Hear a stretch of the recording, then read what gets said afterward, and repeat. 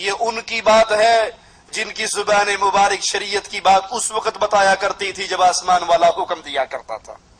وما ينطق عن الهوى ان هو الا وحی یوحى.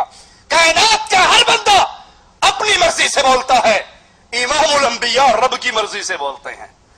اور وہ فرما رہے ہیں نماز کا تارک، نماز کو چھوڑنے والا، 5 وقت کی نماز کی حفاظت نہ کرنے والا قیامت کے دن قارون کے ساتھ، حامان کے ساتھ، فرعون کے ساتھ، ابی بن خلف کے ساتھ ہوگا. علامہ ابن قیم رحمہ اللہ اپنی کتاب الصلاۃ میں یہ حدیث بیان کر کے اس کی تشریح کرتے ہوئے فرماتے ہیں تاریک نماز کا خاص طور پہ ان 4 آدمیوں کے ساتھ ذکر کیے جانے کا سبب یہ ہے کہ یہ چاروں کفر کے سردار ہیں. فرعون، حامان، قارون، ابی بن خلف، یہ چاروں کفر کے سردار ہیں، اور جو نماز کا تارک ہے قیامت کے دن وہ ان کے ساتھ اٹھایا جائے گا. یہ واضح اشارہ ہے کہ اگر تاریک نماز کیوں نماز چھوڑ رہا ہے؟ مال کی وجہ سے. اور جی نماز تے وہ غریب لوگ پڑھتے نے، ساڈا تے ماشاءاللہ چنگا بڑا کاروبار ہے، اللہ دا بڑا رحم ساڈے تے، نماز غریب پڑھتے ہیں، ہم کیوں نہیں پڑھتے؟ اللہ دا بڑا کرم ہے. کوئی مشہور واقعہ ہے، ایک شخص عمرہ کرنے کے لیے آیا تو شیخ محسنی مکہ کے بہت بڑے قاری ہیں اور بہت روتے ہیں اللہ کے سامنے، اس کے پیچھے اس نے نماز پڑھی. اب وہ شیخ محسنی خوب رو رہے تھے اللہ کو یاد کر کے، قرآن کی آیات پڑھ کے، وہ بھی پیچھے کھڑا روتا رہا. جب وہ نماز پڑھ کے مسجد سے باہر نکلا تو بڑی بڑے ہوٹل، بڑی بڑی بلڈنگیں، ان پہ لکھا ہوا مجموعہ محسنی کہ یہ محسنی کی بلڈنگ ہے. تو کہنے لگا یہ اسی امام صاحب کی بلڈنگ ہے جنہوں نے نماز پڑھائی تھی؟ کہا ہاں اسی کی بلڈنگ ہے. کہا پکی بات ہے؟ کہا پکی بات ہے. کہا پھر انہاں کیوں روندا سی؟ ایڈی وڈی بلڈنگ تے ہے تے ہور انہیں رب کول کی لینا ہے؟ مال کی وجہ سے نماز کو ترک کرنے والے، نماز اس کے درمیان اس کا مال حائل ہے. اگر مسجد میں چلا گیا، میں اتنا بڑا آدمی، مجھے ایک غریب کے ساتھ کھڑا ہونا پڑے گا، میری شان چھوٹی ہو جائے گی. اگر وہ مال کی وجہ سے نماز کو ترک کرتا ہے تو قیامت کے دن وہ قارون کے ساتھ اٹھایا جائے گا. اور اگر بادشاہی کی وجہ سے، حکمرانی کی وجہ سے وہ نماز کو ترک کرتا ہے تو فرعون کے ساتھ اٹھایا جائے گا. سرکاری ڈیوٹی کے بہانے، جی مولوی صاحب تانوں کی پتا، تانوں کی پتا، سویرے نکلنے 9 بجے دکان کھولنے ہیں، راتی 9 بجے واپس آنے تے آ کے ٹوٹ پہننے ہیں، ڈگ جانے ہیں.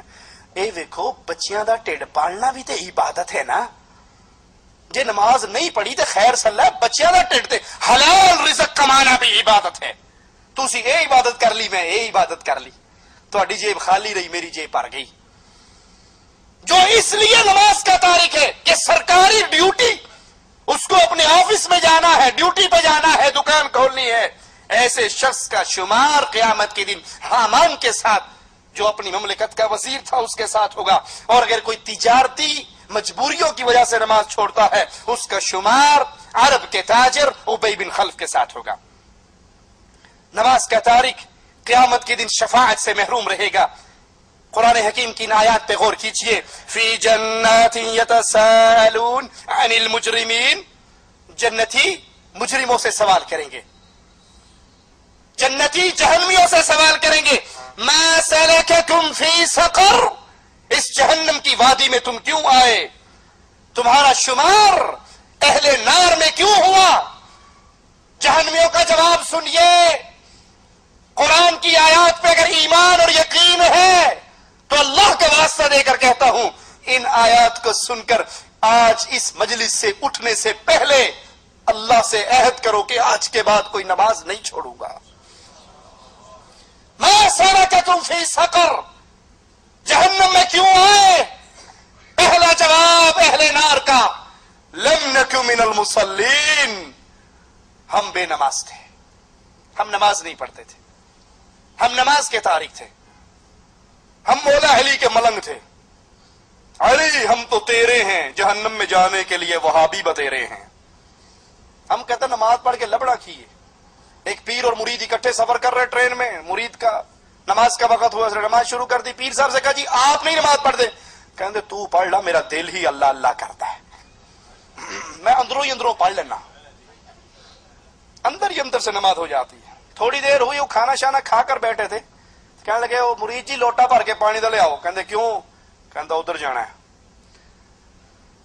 1 نمبر 2 نمبر کٹھا لگا ادھر جانا. کہندا پیر جی اینو بھی اندروں اندروں کر لو. پوری نماز 4 فرض 4 سنتا 2 سنتا، یہ 10 رکھتے آپ نے اندر اندر غائب کر لی، تو یہ چھوٹی سی چیز اندروں اندروں نہیں غائب ہوتی. کہندا نہیں اے نہیں کھلون دیندی. لا حول ولا قوت الا باللہ. ما سلککم فی سقر، اس جہنم کا ایندھن کیوں بنے ہو؟ پہلا جواب لم نکن من المصلین، ہم بے نماز تھے، ہم نمازی نہیں تھے. اور وَكُنَّا نَخُوضُ مَعَ الْخَائِضِينَ، ہم مذاق کرنے والوں کے ساتھ، فضول گو کے ساتھ، گپے ہانکنے والوں کے ساتھ ہم بھی گپے ہانکا کرتے تھے. وَكُنَّا نُكَذِّبُ بِيَوْمِ الدِّينِ، اور ہم قیامت کے دن کا انکار کیا کرتے تھے. اے جہاں میٹھا اگلا جہاں کہ ڈٹھا. جدو اکھا دے سامنے آ جائے گا پھر لتر اندے پہن کے کہ واپس کسی نے آن دینا. ابصرنا وسمعنا فرجعنا نعمل صالحا، آوازیں لگائیں گے اللہ. دنیا میں تو کہا کرتے تھے اے جہاں میٹھا اگلا جہاں کہ ڈٹھا، کون مرے گا کون اٹھے گا. مولویوں نو سوائے ڈران تو کام ہی کوئی نہیں. لیکن اب یقین آ گیا، اب سرنا اپنی آنکھوں سے دیکھ چکے ہیں، کانوں سے سن چکے ہیں. فرجعنا، ایک چانس، ایک سپلیمنٹری، ایک موقع، ایک مرتبہ دنیا میں بھیج دے. نعمل صالحا، اذان ہوندے مسیتے جاواں گے لیکن وہاں سے واپسی. كنا نكذب بيوم الدين، ہمیں یقین ہی نہیں تھا کہ قیامت کی گھڑی بھی کوئی آنے والی ہے. حتی اتانا الیقین، یہاں تک کہ موت نے ہمیں آ گھیرا. فما تنفعهم شفاعت الشافعین، مالک فرماتا ہے یہ بے نماز، یہ جہنم میں چلنے والے شفاعت کرنے والے شفاعت کریں گے. امام الانبیاء کی سفارش ہوگی، شفاعت ہوگی. گناہگار مسلمان جہنم سے نکل کے جنت میں جائیں گے. لیکن یہ بے نماز جو جہنم میں ہے، ان کو کوئی شفاعت فائدہ نہیں دے گی. کیوں؟ ان کے ساتھ ایک اور حال کیا ہونے والا ہے. یوم یکشف عن ساق ویدعون الی السجود فلا